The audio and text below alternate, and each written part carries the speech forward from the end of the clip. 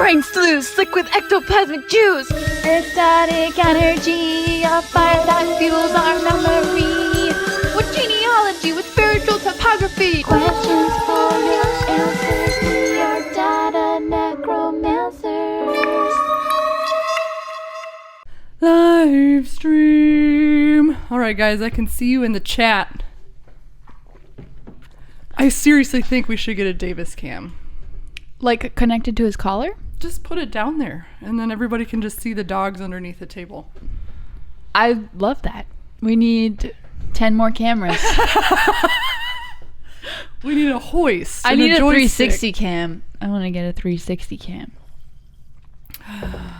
No licky licky licky. Let it Feet go. cam? Yeah, also known as the foot cam. Foot cam. You gotta pay extra for. Foot cam. Here we are in our familiar space. I feel like I'm at war with modernity and I don't ever want to fall behind. Because I feel like a lot of women in my family are like, they won't even deal with it. And I'm like, no. Yeah, so it's something that you literally like strive for, is to like overturn that assumption about female power in your family. It's like a chosen war of yours that you will never stop waging because it'll never stop advancing. And I feel like there's a trickster element on the other end, just stacking more shit up. I'm like, oh, I'll just go live from the laptop. I've done that once. Well, now it won't let me. It's like, you need to download an encoder program. Okay, then it wouldn't let me log in. This is America. This is America. I need to press play. We do not need an encoder program. But then it lets you go live on your phone. It's big phone. It's big pharma phone. It's big pharma phone. It's big oil. It's the fucking Ancient Aliens return. God damn it. Earlier, Whitney's husband Lucas was in here wearing a t-shirt that said Ancient Aliens, and it is a dope shirt. And I was like, oh dude, we should get like a Giorgio Tsoukalos shirt. You know, the guy who's like Ancient Aliens mascot, like with the hair. And then we opened up the computer and there was a meme. Was it by Magic Toaster or Full Metal was Corgi? Me as him. And I was like, wait a second, how did they... I don't even know... going back. Oh, yeah. Okay. Are we just going to keep pushing this back and forth? Yeah, because I was like, oh, wait, we can put it on the tripod. And I was like, oh, wait, no, we can't do that. You just need another tripod. Next time it'll just come off the GoPro and sit on the table. That was the plan. Anyways. If you stop following tech for even a year, you become a troglodyte like me. Jake Smith. Jake Smith, what's a troglodyte? A troglodyte is someone who isn't up on technology. Yeah, I've watched that consume my mother, like, completely. Like, she won't even, she can't even, like, use mobile deposit or anything. It's cool to see how quickly little kids take to new stuff. I think they're so much more capable than we allow them to be, but finally having a device that is so accessible and laying around, you can suddenly start seeing how hungry they are for that. Mm-hmm. I always just assumed that the future wars, like if you plug little kids into it right away, what was that, like Ender's Game? Yes, Ender's Game. Ready Player One. Right. Wasn't that like a take on that? Kids are made for that. Absolutely. Because they have that higher plasticity in their brain. Yes. Because all of those road maps, those like divots in the road are not as deep and they're still like being laid. Yeah. And it's cool. Like people are like, reduce screen time. I'm like, I don't know. She knows French now. We need to like plug her up to. Not that you want to like destroy the endocrine system by any means, right, or put her on dopamine overload, but I think if you balance it with like trips out into nature and, you know, basking in the awe and spirituality of being outside, screen time all you need to. Yeah. And yesterday we were at a restaurant. Full Metal Corgi says, my 18-month-old can unlock a tablet and fire up Amazon streaming, and then it disappeared before I could finish reading it. he also know to click the skip ad YouTube button. Kids scare me. I also agree. It's like, also, what happens if we just do this?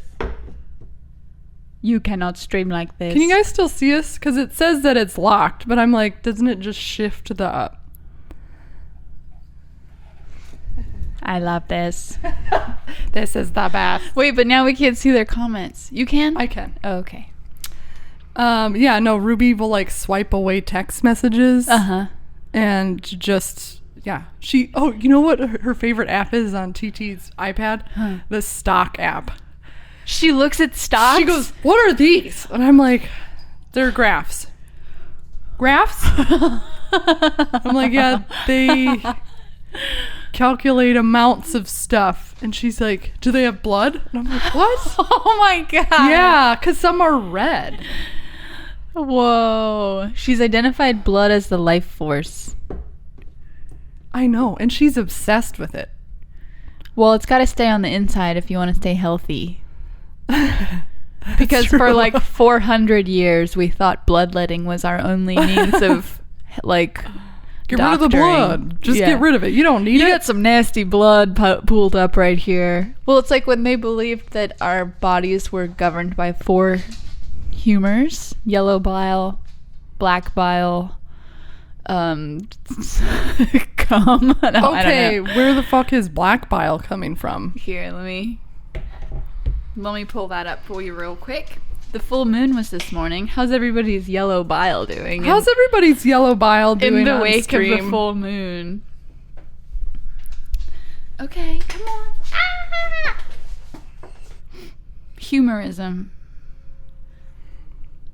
It was developed by the ancient Greeks and then sort of dispersed into the rest of civilization through actually their wine being shipped across the planet. The 4 humors are black bile, or melancholy, yellow bile, phlegm, and blood. Each one corresponds to one of the traditional 4 temperaments. So, like, if you had a lot of black bile, you'd be really sad. You know when people are like, I hate the word moist. And you're like, okay, why? The cake is I love moist. that impression that you just did. Pussies are moist. Like, moist is great. But when you say phlegm, I'm like, ah! I'm like, ew, that is fucking disgusting. I Phlegm? know, there's so many letters in it. PHLEGM, phlegm. It has like that onomatopoeia quality of being like phlegm. It's got phlegm in it. Can't spell phlegm without phlegm. GarageBand, what do you need? Okay. I am here to ask the spirits, the guardians, to help Whitney block out the technology tricksters. Oh my gosh, if you actually help me like bat away all the things that aren't making this stuff not work. I have a giant pizza peel that blocks them from accessing your brainwaves. Yeah, it's like GarageBand was freaking out on me. I'm like, this stuff never happens. But it's because we're trying to level up. We are in the process of leveling up. Did you have any idea of what you wanted to talk about today? I liked your jamming. Oh yeah. I want to know the source of your jamming. Well, I was trying to read that book by Brené Brown without knowing what she looked like. Mm-hmm. And I wanted to question why that was important for me. And like why that was something that I wanted to do. Interesting. Yeah. And it's like, it goes back to us being creatures who experience reality through sensory organs. And like our first impression of someone, for those of us who can see using our eyes, our first impression of someone is usually what they look like. And like, I have always been kind of rebellious in that way. Like, I didn't shave my armpits or my legs or anything for like over a decade just because I was like, I'm not gonna fucking conform to your bullshit ideas about femininity, and I'm gonna freak you out by lifting up my arms, so suck it. And like, I would shave my head on a whim, and like, I don't know. At some point I was like, but what if I do have a desire to do these things, but it's not so that other people can see me do these things, but it's so that I can just like enjoy the feeling of doing those things.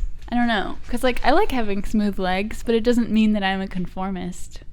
Right. But it's something right, it's almost like your ego is before anything else. Like your ego's going, fuck you. And then it's like, well, actually, it's kind of nice. Doesn't matter. It's kind of nice. It's less itchy. I don't know. You know? Yeah.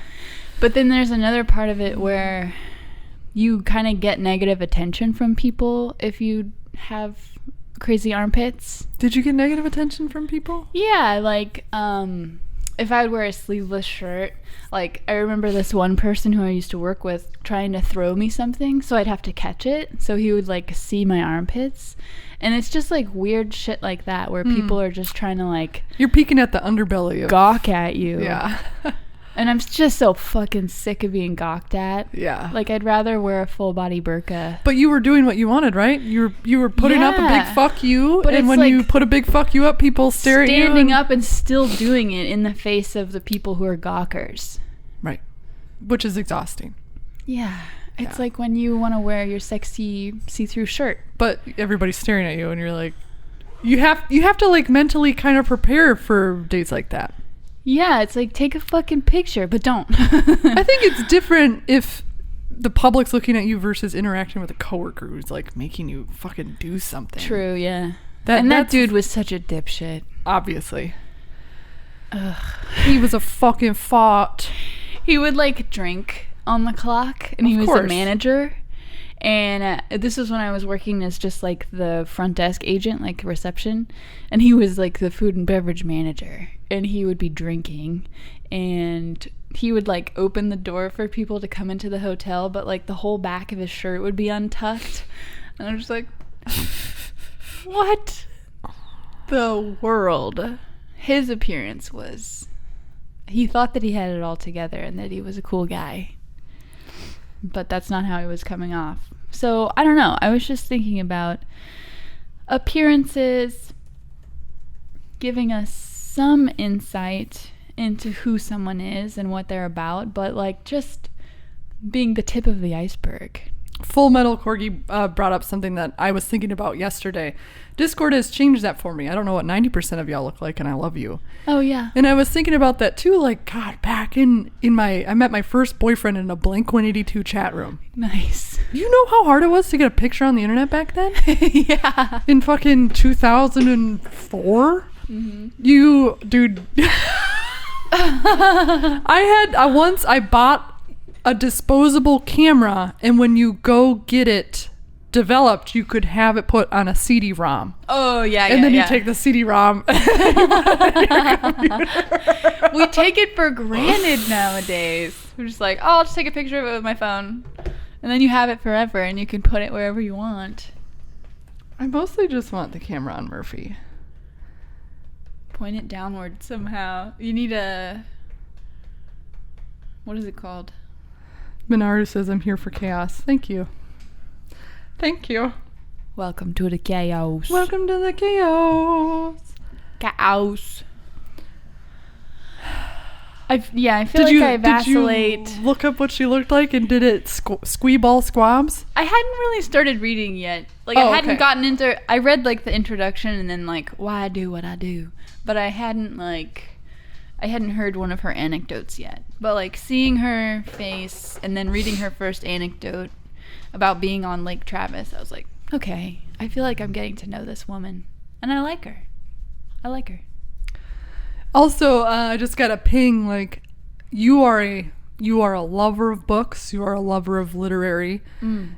How often does somebody go, you need to read this, and then like hands you a book? And it's somebody you don't really know that well. True. Well, I mean, does it the book by Alan Watts was just given to me. But I know you really well. Yeah, I know and trust you deeply.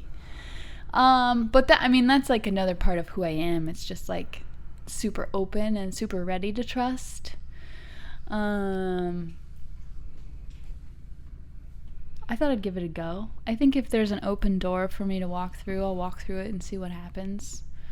And if I start reading it and I'm like, "Blah," I won't like force myself to finish it. You'll just go to the TED Talk. Yeah. And then you don't have to read the book. I don't know. It's not bad so far. So I'm just saying that's like your DEFCON plan to Right. maybe tell your therapist, I read it. This is. I mean, how there's she summed it no up." like points for me to gain by saying I read it and having not read it. Sure.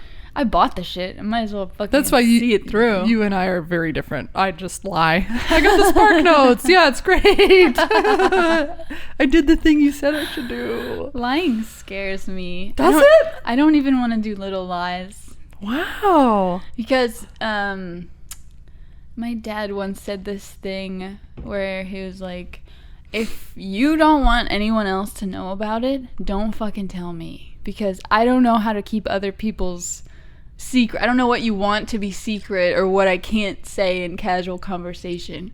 And that's not really where I'm coming from with my not wanting to lie. I feel like I spent the good part of my adolescence and young adulthood just like lying all the time. Oh. And who would you lie to? Everybody? yeah, everybody. Whoa. About what? How I was feeling or like what I wanted, or it was just like a people-pleasing thing. Whoa. Like a lot of difficulty being direct and honest, which I'm cultivating now, and it feels good, but I feel like I gain points every time I say something that's really honest. Right. So right now, the reality pendulum swings heavy in the other direction because you need to build a foundation of honesty and direct communication. Yeah, it's like in 2015 when I had the affair. It was like my whole world came crashing down, and it was like face to face with like the reality that all my lies had wrought, and just being like, holy shit, I don't want to be here. This is not what I want my life to be like. Do you think that was like the apex of all your lying behavior? Were you still lying way up until 2015? No, I mean, I wasn't as I guess straight edge about it as I am now, but that was definitely the apex of seeing the fruits of my labors. The house of cards. Yes, the house of cards that I had built toppling down. But I am also grateful to have had that transformative experience, because it broadened my perspective of experience and reality. I feel like this 2015 Megan keeps popping her head up. She needs something. Yeah, it sucks because my boss at the time was in my dream the other night. Yeah, she's coming up for air. I don't want her to. No, she needs you. I saw her at a restaurant, like on my second or third date with Kyle, and she got up and left because I was there. Because, remind me, she was the one that was always sabotagey, right? Well, we were super duper close. I was the catering supervisor and she's the catering manager. So she would like field leads and set up BEOs, and then I would, prep and schedule and execute. But we sort of supported each other. But then at one point, her workload became too much and mine was not as much. So I was like taking care of the trucks and driving them to get serviced and go to the health department, and like I drove deliveries while the dude Mike was on vacation, and I was just like picking up the slack everywhere I could. Right. And so I helped her field some leads, and something got goofed when I was trying to build a BEO. And then it changed all of them. And changed all of them. And then which is, as a fellow industry vet, like, oh no, it changed every BEO. Every single one. No! It changed everything from like, oh god, what was it called? Liberty rice to chicken fat rice. A BEO, for those of you who don't know, is a beverage event It's banquet event order. So it's got, for every event, somebody builds out exactly what the customer wants. And so she had changed all of them. And so the higher ups, the partners were like, why did this happen to her? And then she was threw you under the bus. I didn't do it. Megan did it. And they were like, why is she doing your job? And then I got written up for insubordination, which is crazy because like 3 or 4 months prior, I was like employee of the month and they gave me an award, which always happens where I work because I always just like have to be the best. Do everything. Have to do it all. Are you competitive? I guess so in that way. Like, I'm not competitive at sports, but I am competitive at like doing my job really well. So I don't know, it was just like a weird, tumultuous end. There was also other aspects to it that I don't really want to put into a recording. Yeah. Just like social aspects and like lying and like deception and betrayal. And it was such a crazy time in my life and it keeps popping back up. Yeah, in IFS therapy, when a version of you keeps showing themselves, there's something that they want to tell you, and there's something that they need help with, and there's some sort of healing there. It's not like they're coming back or anything nefarious. It's a part of you that needs healing and attention. And maybe maybe that Megan is, hey, and now you're able to see it now. Right. You're able to separate yourself from it because you're at a different place, and now you can be Mama Megan to 2015-year-old Megan. Because usually in parts therapy, it's like treating your brain like a computer. You don't ever have to reenact memories. You don't deal with memories or past traumas. You deal with the version of yourself, which... oh, interesting. You go back to that version of the computer? You go back to 2015 Megan.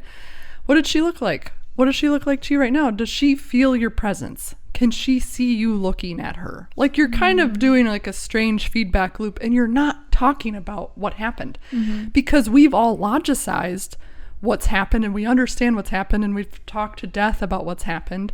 But there's that avatar of you that is still a part of you and who you are, and it was important for that avatar to exist. So the idea is that like really angry people don't know how to express anger, so that angry avatar of them is always in the living room of operation, always driving the bus.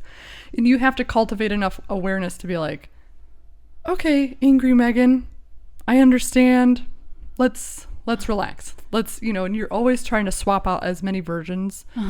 Well, you're trying to operate from one version that's always like chill and knows who they are. Yes. And then you see anxious Megan, you go, anxious Megan, it's cool. Like, do I have to make like a profile of her and like get to know what makes her, that version of me, her? Yeah, we'll sit and go through versions of Whitney's that we'll sit and talk about.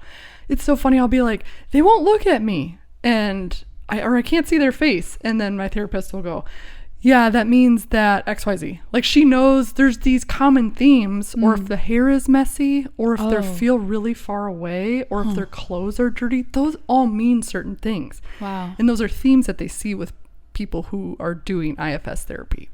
That's so interesting. It almost seems a little Freudian, like the symbolism of different ways that your subconscious casts these characters.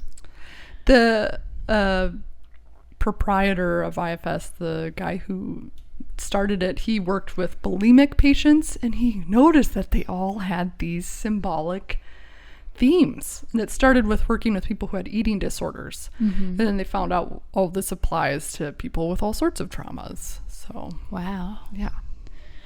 I like the first thing that came up when I started to think about her, like that version of Megan, was like the betrayal, because I felt like my manager was sort of like a mother figure to me, and then when she like broke my heart, I was like, oh good. It was like an inappropriate attachment. Yeah, exactly. Yeah, that she was trying to foster. Exactly.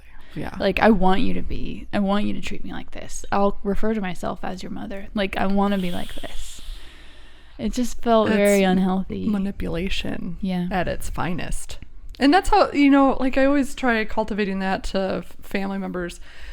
The people who will manipulate you, or the people who are going to scam you or fuck you over, are never approaching you and saying, hey, I'm going to fuck you over. Right. Hey, I'm going to hook you with my emotional hooks. It's like no one ever approaches you and says that. Yeah. And yet Erica gets scammed over and over. Well, they said that if I get a banker's cashier's check and then if I mail it to them, they're going to show up with the keys, but then they have, and I'm like, stop. Oh no. But she hears the sob story and and it hooks her. I'm super susceptible to those types of things. I see the Craigslist ad for the truck and I'm like, are you kidding me? This brand new 2022 Tahoe for $1,000? It wasn't that extreme, but so what is the aspect of you that can like see through the ruse? I have trusted no one my entire life. I don't know. But you must have trusted someone at some point, because otherwise how would you be able to be vulnerable and make connections? My dad always fostered trust no system, trust no preacher. Like, so he was always in my head. And then I never really believed what he said. I was skeptical of what he said because my mom would say the opposite. So I was always in the middle. Mm-hmm. And so that gave me, well, dad's kind of wrong and mom's kind of wrong and dad's kind of right and mom's kind of right. Like, that's always, I don't know what that is. Oh, your dad is with Davis right now. My dad just popped into Davis. Oh, wait, I had it. Say it again, D. Say it again, my cute DD. Under here. Such a good bye. I guess I'll write out a profile of 2015 Megan. See where that takes me. Yeah, it's mostly just like, what was she wearing? Can she feel your presence? It's not about, does she have anything to show you? It's staying very present with the visual. Mm-hmm. Don't get lost in like her personality. Stay with her physical. Like, that's what Elizabeth's always trying to do with me, is pull me out of my brain. Mm-hmm. Stay with like the tangible, because otherwise you start dissociating and then you're floating away and then you're not doing any real progress. Yeah. I need to find my anchor. When you sent me how people present themselves, I was like, man, it wasn't until I was on camera at Yammy Noob where I was like, oh, that's a weird way to breathe. And then I had to edit my own, like, it was like, this is torture. But good thing I was horrendously bullied for my entire life. So it's just like, fine. I was totally chill with it. But I was like, it's not attractive if I sit like this. Hey, Lucas, am I hot? Hey, Lucas, you want to marry me again? You know, but like to present yourself where I can see it when somebody walks in a room when they're all like, you know. Yeah, it's like the body language of being proud to be here. I am here, I am proud to be here, and I am gonna not make excuses for my really long torso and how heavy it is. It's your big old head at the top. It's my big head and my long torso, and I just want a fucking robot body at this point. God, just turn her into RoboCop. Dude, that is a dream. But didn't he lack something from his experience when he was turned into a RoboCop? His memories? I think he couldn't know love, right? Or did he know love? I remember in RoboCop 2 when he's like going to go spy on his widow and his child, and then the cops start berating him. They're like, you can't do stuff like that. You work for us now. And they're like, you don't feel, you're a machine. He's like, I am a machine. Oh. And then I sobbed because I feel like part of me had identified with the dissociated robot version who had that is not me anymore. Yeah. I am a machine. I gotta find that clip and show it to you. Fuck. It's It brought tears to my eyes just to think about it. Yeah, they're yelling at him for like spying on his old family. I couldn't finish that movie, man. I was crying so hard. I love how the sci-fi movies of was that the late 80s or the early 90s? Because you also had RoboCop, I think, was the 80s. Sigourney Weaver in Alien. 87. Sigourney Weaver changed my life. Those movies are so integral to who you decided to become. Yes. Oh, but back to the self-awareness on how you look pendulum and how we're essentially manifesting our inner world by our outer world. Like, are you showering? Are you eating too much? Are you eating too little?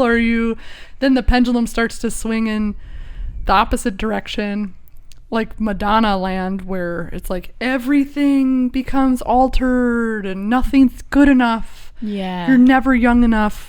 On this constant quest to improve your outer appearance. I had a friend in town and she was like freaking out about wrinkles and stuff. Aww. And I was like, I want a cream that puts more wrinkles on my face. I fucking hate chasing what's behind me. I have no interest in that. I was 20, the same length that everyone else was fucking 24, and it was awful. You know? And it was so hard. It's hard, and I don't know. Yeah, that's an interesting thing. I think that the discussions about like male celebrities versus female celebrities, like you and I were talking about, man, there's all these sexy James Silver Bond. Fox. For some reason, if a dick goes into 1,000 pussies for 40 years, the dick is untainted. Godlike dick. Godlike dick. But then if it's the other way around, it's loose. Like, oh God. She's a hoe. She's been around the block. And it's like, think about, well, we could talk about the orifice. Like, but women are imprinted by that experience, but men are not. Yeah. Why? Yin and yang, I guess. Men can just float freely and do whatever they want. They're unencumbered by responsibility for their actions. I just want to build a glass pyramid. And I just want all the trampled women I know to live in it. Aww. I don't know where to go from there, because it's like pervasive in our society, like the physical expectations of women versus men. Oh, I was gonna bring up something interesting to you. Matt posted a what are they fucking called? An Instagram story? TikTok story or moving picture. And it was a clip of a woman on a podcast talking about if a man in their 20s takes you out on a few days. I don't know. It's just so fucking, it's just like trash to me. If a man in his 20s has the time to take me out 3 or 4 times a week, he ain't going anywhere in life. And then they added that example to a very long list of things that men make you can't not masculine.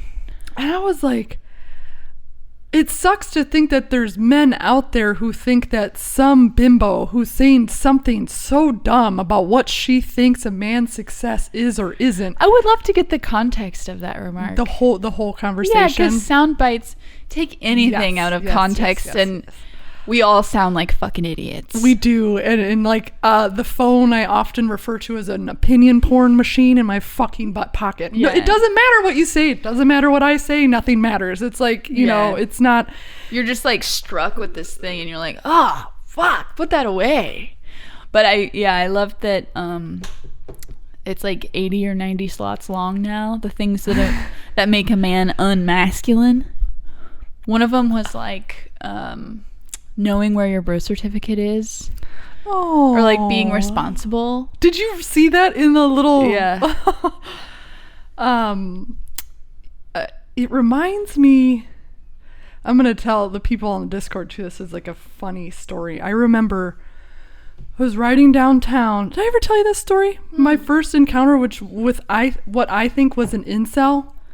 Maybe. Go on. I rode my bike downtown, parked it, took my helmet off, and there was like this, I don't know, maybe he was like 21 or 22, small, very pale, scrawny white kid just standing there, and he's staring at me, and I'm like looking at him because I'm like waiting for him to ask me something. It's just not happening. Yeah, dude. Put my helmet down and I start walking towards Ricky and Travis because we're going to go to this bar. And he comes up to me and he goes, "You and I are going out tonight." And I like looked behind me. I'm like, "You're talking to the..." I was like, "Hello."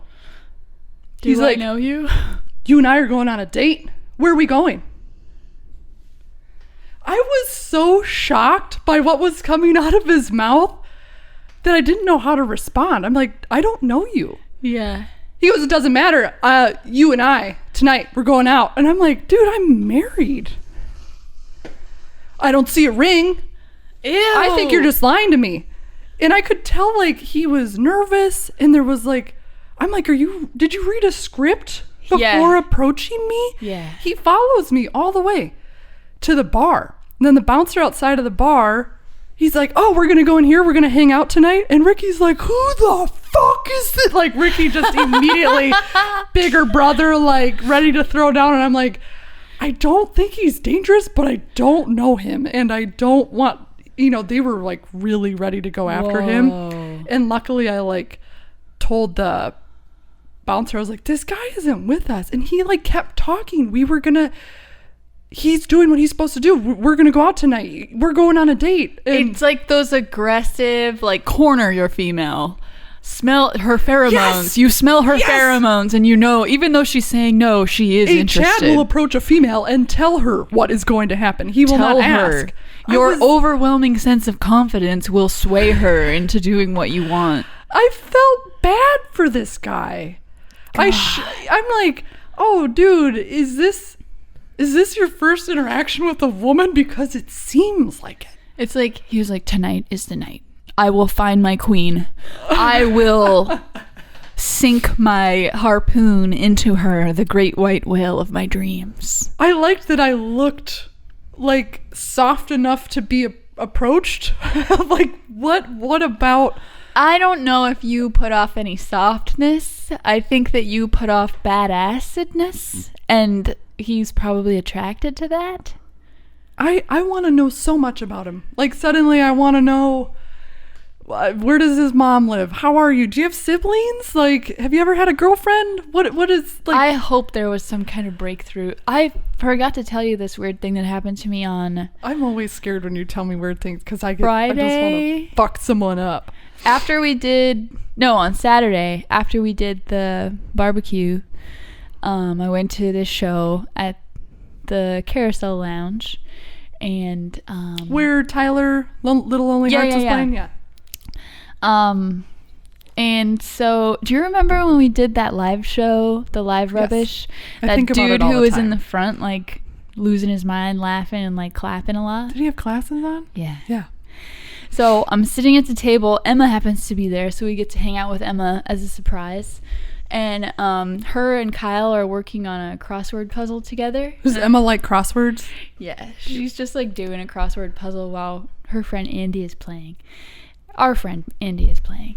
And so I'm sitting there watching the music, and then somebody from behind just, like, approaches really quickly, sits down in a chair, and, like, gets all up in my space and just sits, like, right next to me. And I'm like, "Hello?" And he's like, "I know you. You're that person who likes to cook a lot. You're a really good cook. You cook a lot. Don't you? Aren't you a good cook? Don't you like to cook?" And I was like, Mom? "Dude, you're coming in real hot." Yeah, dude, get out of my personal space. And then I could tell that he was really drunk. And I was like, "What did you get up to today?" He was like, "I just came from a wedding. You're a good cook. You like to cook a lot." And he just, like, was too close. Like, his leg was almost touching my leg. No. And I looked over at Emma and Kyle, and they thought that he and I were, like, friends. And we were doing a bit or something. And I was just like, "Can you please back up and give me some space, because I'm not comfortable right now." And then he just, like, turned away and left. And then they were both like, what was that? I was like, I don't even know the guy. I think because of the internet, he thinks he knows me. But that was really uncomfortable. But I'm also really proud of myself for telling being him like, to back off. Yeah. Get away now. Yeah. And he did. But it was like, it was just like exhausting. Because I feel like when people see my stories and stuff, they like, no offense, like they think they know me, and well, it's a parasocial relationship, but like I don't know them, and I don't know anything about them, and it's not so hard to be like, oh hey, my name's blah, I follow you on Rubbish Cook. Yeah, like there is a line that you can. That's like, never the reaction though. I guess a couple people have been like, really love what you're doing, thank you so much, you know, what you do is really cool and I like it, and those are great. But some people are just like spilling their guts and like trying to maintain this daily communication, and I just can't. It's not something that I'm capable of doing. It's like my brain has 6 outlets where I can plug in, and all my outlets are full. Yeah, and it comes from flexing, growing, and getting stronger. And I think it's hard right now when there's like so much going on, and on top of that you're on like a personal journey, you know, of self-discovery. So it's like now is not the time to like shock you with their energy. And also too, I really think getting you on the empath path, you're an empath. You need to protect yourself. You need to know that you're an empath, and you need to learn, hey, I can feel someone's emotions. I can't watch a violent movie without feeling what's going on. You need to operate from that space, because I think that's you want me to read some comments? Yeah. Let's see. Jake Smith said, dude, if that guy did fall for a 4chan think piece, probably should feel bad for him. Full Metal Corgi said, we have lots of guys like that at UWO college bars. My wife was a magnet for them. Jake Smith says, life is full of variables and nothing is guaranteed. You can do everything right and still fail. I always kind of thought of it being a sculptor. The rock might have soft spots or harder ones, but you don't get to take back what your blows do. You can only work the area around them and try to smooth the mistake out. I wonder what the medium is that we're sculpting in the analogy. Let me ask. What the fuck? Where did the chat? Oh, there it is. I gotta keep my knees raised so that it doesn't get choked out by the edge of the table. Yeah, I need to do research on what being an empath means, because I'm definitely like so open sometimes and it drains me. That is the path of an empath. Mm-hmm. Like they have problems leaving the house sometimes because they don't know how to say, Foop. Right. I have a shield, doesn't matter. Like Sarah's always talking about that, because a lot of mediums are empaths, obviously. Mm-hmm. And there are times when you have to like, Foop. You cannot get into this space. What medium are we sculpting? What medium are we the medium is our reality. I feel like we're reality sculptors. Yeah, is it? It's on him. It's on him. Do you want me to show you D? Take a look at my D. It is literally a dream to hook up both my GoPros and have one on Murphy and one on Davis. And then that's the MAWPOD. So, in the same way that I'm like too open, too trusting, getting my heart broken, yours is more like closed off. Don't fuck with me. You can't get in. I won't let you in. Do you feel like you've been able to soften that shell a little bit? Like in the same way that I need to harden a shell in order to protect myself? It's important, I think, for my own spiritual practice to if the shell is too hard, I don't have a connection with the other side. Right. And the days that I am really loose, I'm like, something's talking to me. I took Lindsay and Curtis to the Alamo, and it's just, what was the last, have you ever been there? The Alamo? The Alamo? I've never been there. Oh my God. I always thought the Alamo was like, it was in Pee-wee's Big Adventure. Yeah. Just like nothing around and like going to the Alamo. And it's not that. It's like in the middle, in the heart of downtown. There's a fucking Ripley's Believe It or Not across the street.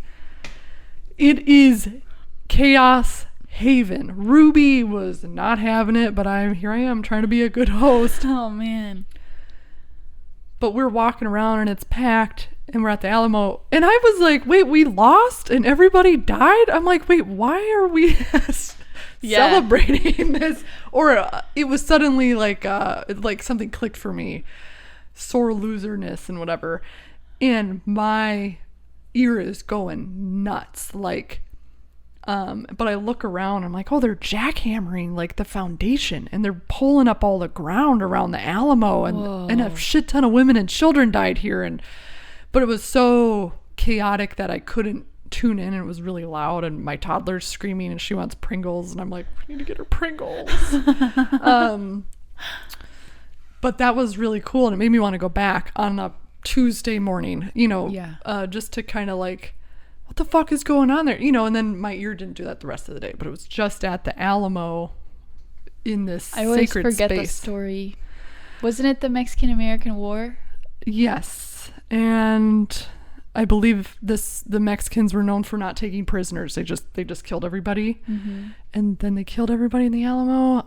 The amount of information there is so overwhelming that they force you to get the fucking audio tour. Yeah. And you're like, I'm not doing that. Like, for $49 you could get Holy shit. Dude, it's like really expensive. Yeah. Kyle read a book called Forget the Alamo, which shed like that makes way more sense. New light on what it is like symbolically and why it's like detrimental to our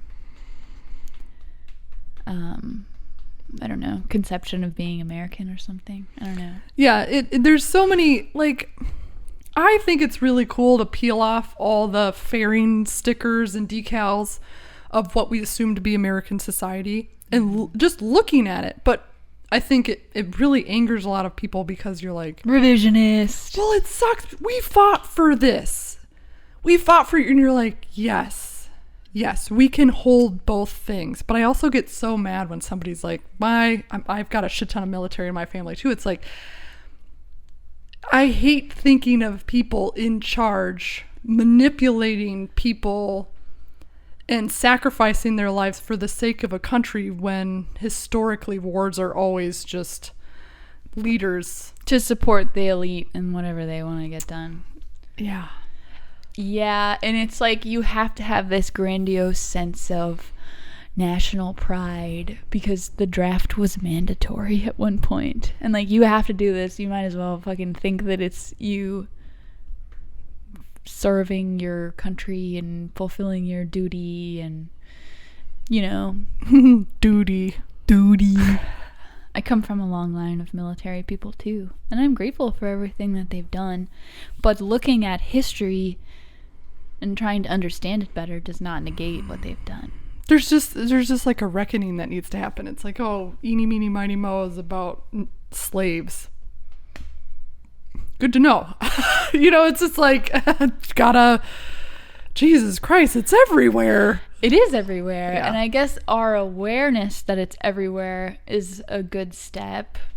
But to like erase stuff, it's good that we can understand it. And maybe with a greater understanding, then we'll probably lean in another direction when we're looking for a lullaby or something to sing. But like, we don't have to erase it. It's like a lot of statues that were taken down in Virginia. Were they destroyed? Or were they moved into a museum where we can understand them in context? Like, this statue of Stonewall Jackson was erected in the 1920s in order to scare black people into submission.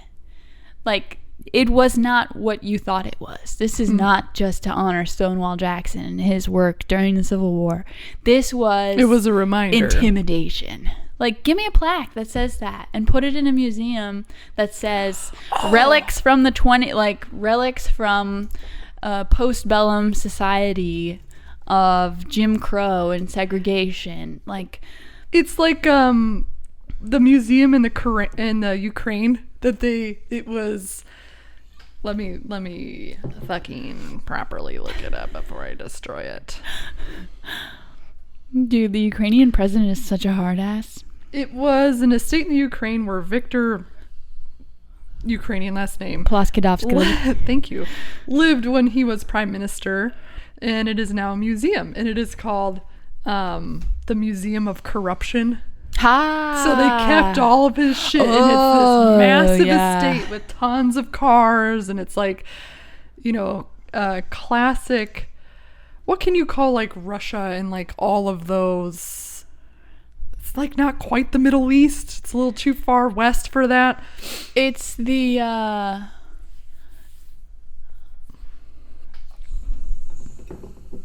what was I gonna say? It was something about the Soviet Union, former Soviet Union, right? It is so fucking. Oh, this is a video? I don't want to see a video. It's like Western Asia, right? Eurasia, Curtis Paul says. Curtis Paul is on the line. Eurasia. Yes, that was the word I was thinking of. I want to go there so bad because it's... Yeah, there's just... crazy, lavish, while everybody's starved, and just this that's the Museum of Corruption? This is the Museum of Corruption. It's like lots of fancy cars and... Why is it always the case that people who have the opportunity to like fuck people over and steal from them while maintaining this like thin layer of I'm doing what's best for the country, like I'm gonna lead this country into a successful future, but really it's just a dictator like taking advantage of everyone? Why does that happen so often? Apes. I think it's also a symptom of, like, if you look at the long timeline, we started with nothing, then there's lots of strife, and then there's lots of poverty, and then the Industrial Revolution happens, and now there's less poverty, but there's still poor people, and I think it's like slowly but surely, because in America, people can get it. You can go to Manor and buy a house for pretty cheap and have a big, so it's like, things are more accessible to us now, and hopefully that happens less and less when the other side isn't as poor. Hopefully. I don't know, though. Right. But I feel like education is really important, and there's not an emphasis on the importance of education. Right. Most people just want to, like, be rich all of a sudden. They want to satisfy their id. They want to slap their dick with a cold, hard wad of cash. They want to just, like, wake up in the morning and get into their jacuzzi and have steak bites while they drink cognac. See, that sounds fucking amazing! See? Screw this day in, day out grind. I'm over it. Give me steak bites. Give me steak bites. Give me steak bites. Dude, that makes me want to make, like, a bite that has blue cheese and bacon and chives. Maybe it could also be like a tiny little potato, like those tiny little white potatoes, like potato, boil it, smash it, fry it, steak bite. Do you hear that, Megan? Do you hear Rubbish Cook? Do I feel her on the other side of this wall? She wants to express herself through food combinations. Okay, wait, go back. So it's a potato. It's a smashed fried potato with a steak bite on it. Marinated? Sauced? I want there to be blue cheese, but I kind of also want there to be like a red wine reduction, like a bordelaise sauce. So maybe that's drizzled over the top, and then there's chives. Does it need a crunch component? That's the potato. Does it feel like it's missing anything? It's got funky and salty from the blue cheese. You know what I was thinking, which is the reverse. Something battered and fried, but inside is like a medium rare... Oh, like a beef Wellington bite? Steak bit, and then inside that is like a cheesy bit, and then you could dip it in like a Bordeaux red wine sauce. Yes. So, okay, the potato is slightly bigger, and you like hollow it out, and you put your perfectly cooked steak in the middle, and then you deep fry that, and then you like bite into like a fried potato that has rare steak in it, and you like dip it in red wine sauce. We already did the potato boat episode. Yeah, well, it's your channel. We can do whatever we want. I was also thinking, you know, like schnitzel, like a piece of pork that's like pounded thin and then breaded and fried. Lay it on the listeners of the MAWPOD. What about ladies and a gentlemen? cornbread or like a corn dog schnitzel? So like you dip it with in like a mustard sauce? Yes.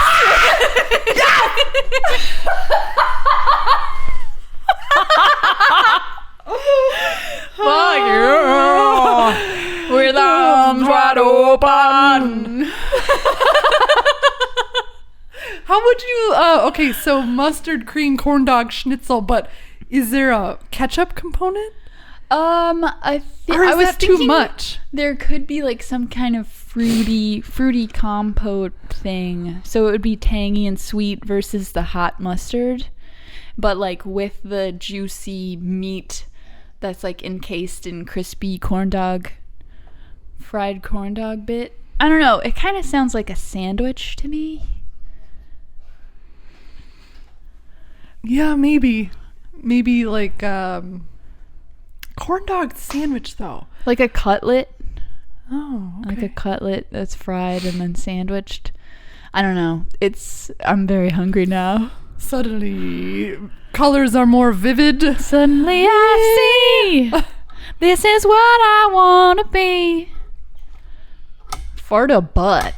Fart a fucking butt, brother. Twist a nut. Twist a nut and fart on a butt. Damn. Whew. I'm like sweaty from thinking about those steak bites. We have to do steak bites. Maybe we should do a joint episode where you do a cocktail and I do the hors d'oeuvres and we have just like a party. See, that's how I think that's where I'm stuck with the cocktail class stuff, is like I desperately want the fucking really crazy food component. Yeah. I think you should do the crunch wrap class. Yeah. I think that would be incredible. But like doing like a cocktail class with like deep fried steak bites that have blue cheese mousse in the middle. It's like, yes, my dick would be hard up until we taught that class. Like I would be so excited. Let's fucking go.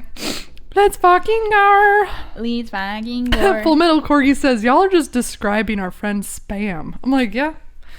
It is Spam, but we would use pork loin. Didn't you and I get Spam Mizuki? What do you call it? Masubi? Masubi. Spam Masubi. I want you guys to know what my modern day phone holder is. He's the medicine man from Oaxaca. I'm a professional I got streamer. the plug on Oaxaca. Oaxacan cheese is just Mexican mozzarella. Not just, but it has the same qualities. Don't say just. My English teacher in 12th grade, Miss Jones. If you were out for a day and then you're like, oh, Miss Jones, what did I miss? And she'd say, we read through this, we discussed this, and we took a little test. And if you say, is that it? Or like, is that just what I missed? Or something like that. She's like, don't say just. It was really meaningful to me. She was so deep and just like so aware of each one of her words' meaning. It really brought into focus like choosing your words when you speak and how impactful they can be. I remember a porn star, Connor Habib, on Duncan Trussell's podcast was talking about demons laying in your language if you're not communicating fully. Whoa. Or if you're not trying to be extremely creative and poetic with your words, and you're always kind of generating, I don't know, just like a different quantum realm when you're not always. And I see that in marriage, right? In a marriage, you're like, yeah, it's done. Yeah, I did the thing. What else do you want? You know, it's like living in close proximity there. You are exposed all the time with your person. And so the fuel in your communication tank, especially with kids, is like empty often. But I remember putting a lot of effort in trying to exercise. Like, no, I want to, like, what a nice gesture to do to your partner. Like, come on, I'm going to give you nice words. And they're going to be different all the time. I think you are a stunning grass mower when you mow the grass, the way you hold the bar back. I love looking at your glistening hairy cheeks as you mow my lawn. You look as if you were a very talented and special lawnmower. Do you fuck with Spam? Sexy. Yeah, I fuck with Spam. I'm trying to remember the last time I had Spam. We might as well get some. Eat it. It's like a amorphous hot dog. I remember like in a can. We used to get church donations for food, and you'd get the big cans, and they didn't have words on them. They were just silver cans, and there'd be a pig. Yeah. So open it up, you're like, potted meat. Yeah, potted cow. Is that what you said? Potted, yeah. Usually they are a mixture of cow, pig, and chicken and turkey. That's why they're all scrambled up and turned into a paste. But I would fuck with Spam musubi. I think we could bread Spam if we didn't want to do like the full cutlet thing. Could do like Spam corn dog. Cutlet corn dog. You're on a corn kick. I'm still on the corn kick. You're on the corn kick. We got to figure out the cornbread. Corn is still reverberating in my psyche. It's important that we make it come out to its truest form. How do you feel about the pizza pierogies or the pizza dumplings? Did that subside and integrate into your rubbish cook body, or I don't know. It's kind of like disappointment because like there's a lot that I have on my. It says orientation is locked. God, I cannot wait to figure this out. It feels like a disappointment because I have a ton of footage that I could do something with, but... Do you need help? Maybe. Okay. I'm offering my assistance. Yeah, I think that a big part of my life right now is accepting help. Let me help you. Yeah. I think that'd be cool. Yeah. For some reason, I can't, like, do something because it's, like, really big in my head, you know? Because, like, I feel like I need at least 5 hours so I can sit down and do this, and there aren't 5 hours in the middle of the day anywhere for me right now. No, and it's hard as a mom trying to do a million different things. Like, I get 30 minutes here. Yeah.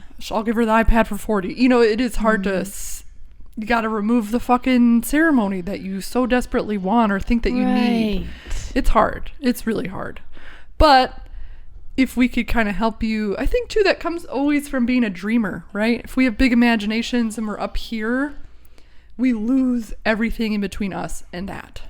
True. And I always talk about that in therapy as a society. I'm like, we never talk about the steps to get to the place. Mm-hmm.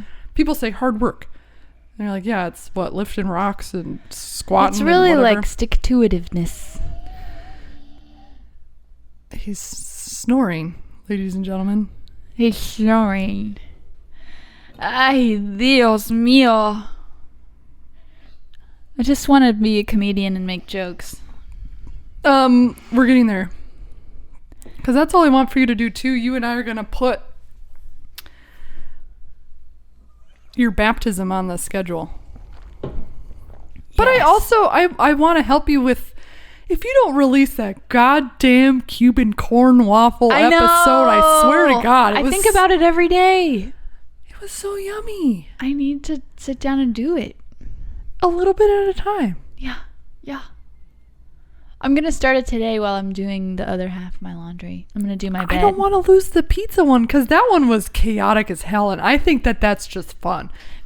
Yeah, I feel like that one will come through because a big part of this book that I'm reading now is about failing and then getting back up after you fail so you can take another whack at it.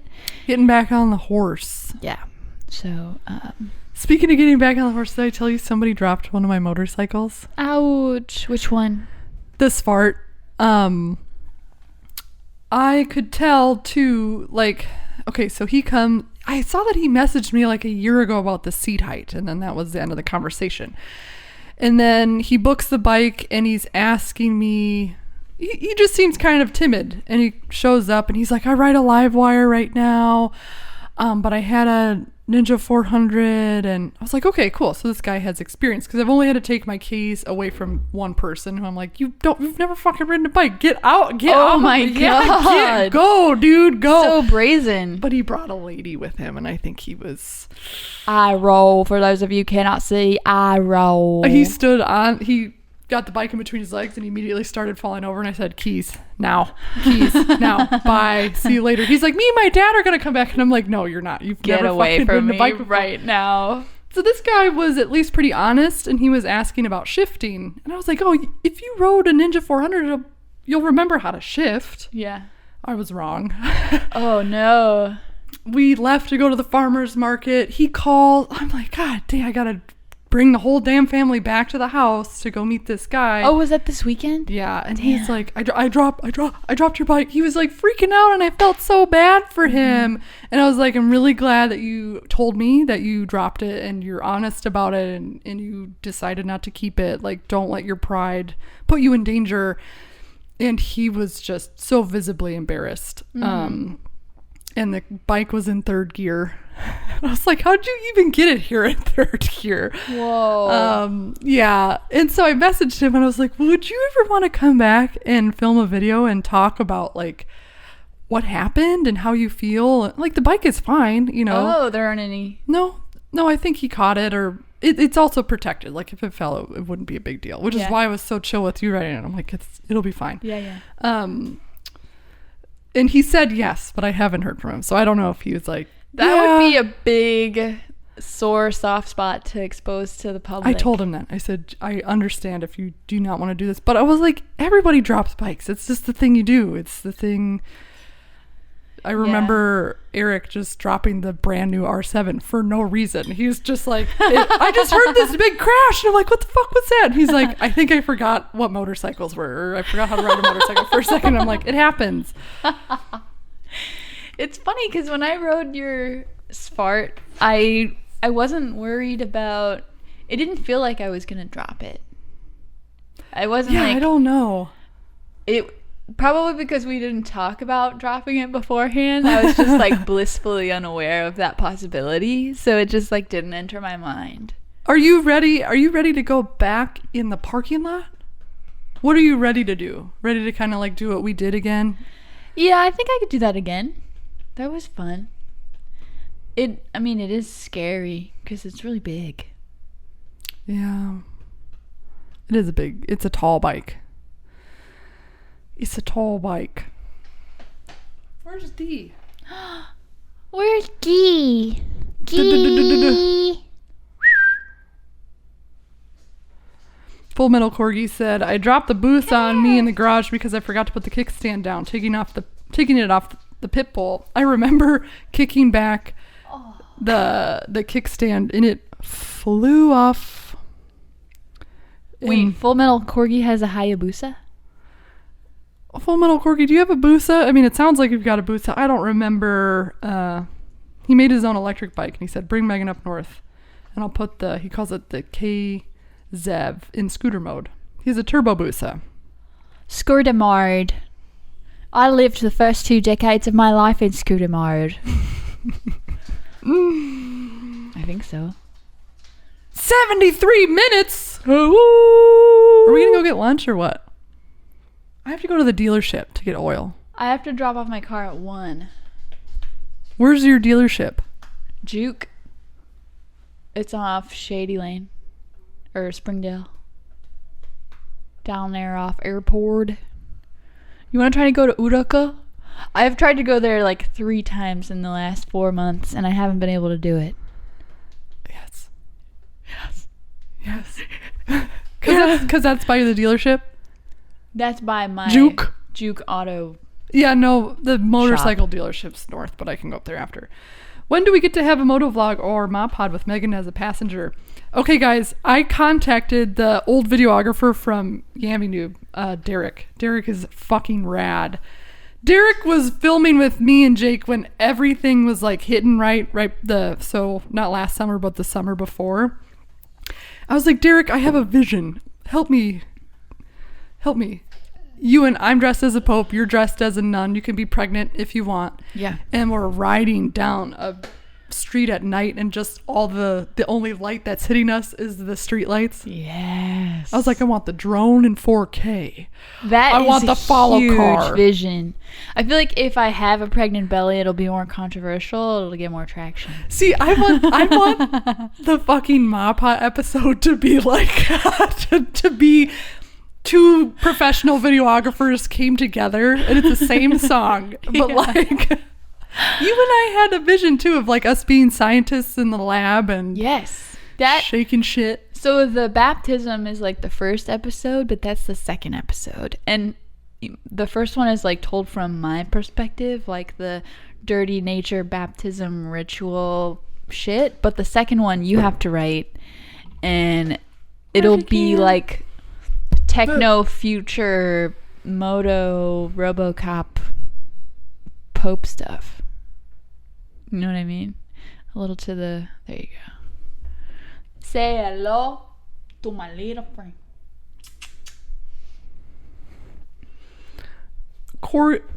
Yes. Like, I feel... I walked into a store yesterday and I felt funny. And I was like, why do I feel funny? I was looking for what was making me feel funny. Then I found that RoboCop as Jesus. Oh. And then you bring up RoboCop Pope stuff. And I'm like, is that the way? Yeah. Corgi said, random question on when/if it's ever okay to ask of people plan on having kids or more kids. In my opinion, never. It's either not working or they're smashing every night or don't want. That's an interesting question. I'm unoffendable, so I'm like, ask me whatever you want. Yeah, I'm not offended by that question at all, but I appreciate the tiptoeing into it. Dude, Lucas got so pissed at the pizza place 2 nights ago because there was this table 12 inches from us talking about how much they hate the idea of procreating. Huh. And Lucas was mad, and I'm like, dude, they're just strangers. Like they have whatever. A narrow perspective. But he was like, I love my fucking daughter so much, and I feel defensive of the love and the bond that it's hard, but it's fucking amazing too. Definitely. And I was like, yeah, let's just let them enjoy their opulent extinction of the bloodline. I mean, like, it's just, sometimes I feel like people are projecting a little bit when they're, definitely. It's one thing to feel like, I'm not having kids, whatever, don't want them. But it's another thing to be like scathingly in earshot of clearly a family. I'm like, God, they're like, oh, look at that disgusting display of love and affection that I don't have. I want to drink whenever. This dude was drunk too. He's like, I just want to do whatever I want. You're like, okay, bro. Yeah, I think there is something fundamentally selfish about not wanting to procreate. It's like, sometimes for me, I'm like, dang, I just realized that I am this individual and I have all this individual power, and I can like do whatever I want, and you're like, there's like a rebirth. Yeah, it feels like a rebirth. Like I just started doing this, and for most of my life I was like trying to be in service of others the entire time, in that misguided sort of mother way. And right now I'm just like, this is awesome. Like, I need to explore as much as I can. I love Ruby. I love being with her. And I love Claire's babies and fucking all the babies, and I love helping take care of them. And if I were to become pregnant, I would definitely keep that baby. I mean, aside from the fact that we're in Texas and abortion is illegal. I told you I would raise your baby. I know. I would keep that baby, and I would raise that baby, and I'd be the best fucking mother ever. But I don't have any plans to deliberately do it. If somebody asked you, you'd be like, "Oh no, not right." You know, you would just you'd just say it. Not really part of my 5-year plan. I want to adopt. They're talking about adoption. My grandma was adopted, and I think about how I wouldn't be here if she wasn't adopted. Yeah. It's really expensive to adopt a kid, but I think there are ways that you can. But the plan was always to adopt. I tell Lucas I want to foster kids because, like, bring me the battered babies that just need somebody to hold them. Yeah. I was just reading. This is kind of gross and dark. Outside of Dallas, 2 kids just died in a home that, like, the week prior, social services was like, these kids are in danger, and then 2 of them ended up dying, and then 3 of them were treated for injuries. And I'm just like, drop all 3 off at my fucking house, man. Like, I'll make them a peanut butter jelly sandwich and, like, let them be kids. And I just hate the idea of it seems so much more important than, picking one. Yeah. Having time to, like, sit in a field by yourself and not have any responsibilities or worries. It seems so much more like you're impacting the world around you and, like, helping people cope. But there are so many of us. There's so many people. I say that to Kyle all the time. Like, there's so many of us. And he's like, you don't have to worry about everybody else. I'm like, but I do. Does that make you... You're an empath! Dude, I'm gonna bombard your ass with fucking empath shit the second you leave today. I go into the grocery store and I'm like, oh my God. Yeah, we gotta learn how to make sure that your fuel storage is yours. Yeah, it's wild. It's like else's. I'm just realizing all this shit about myself. That's really cool, though. It's been cool. a process, like an unlayering of your cocoon. Yeah. Your trauma cocoon. It's really exciting. It's a process. It takes a long time, and you always come out to a different area. And I like to imagine it as the trajectory is not just like this. No, never. Nothing is like that. This going back and forth and going up and then going down and then going back and then going forward. That's helpful for me in my personal growth. Yes, it's like somebody forgot to tell us that not everything's a fucking, chart. Yes. A linear growth chart. Yeah, for me it's like, just because you do something doesn't mean you're going to succeed at it. No. And if you fail, that doesn't mean you should never do it again. I feel like we're at a really big point in the Megan story. I feel it. Yeah. I do feel like it's like something's building up and rumbling. There's like a super volcano underneath. It'll feel like you're sitting on a powder keg, you know. Mm-hmm. It's trickling out. It's trickling out little by little. Yeah, it's like this bucking bronco that I have to learn how to control. Yes. Because when it just tries to come out on its own, it's like really frustrating and disjointed and like monstrous. There's so much power. If I can tame it or if I can like guide it or something. I don't know. Stay tuned. Stay tuned. Also, guys, I was just going to put a GoPro over there. And it turned into this big thing, so you're on the phone. You will not be on the phone ever again. I like the questions. That was fun. Yeah, I like that interactive aspect of it. Yeah. I like it. Goodbye, everybody. Thanks for joining. Thank you, guys.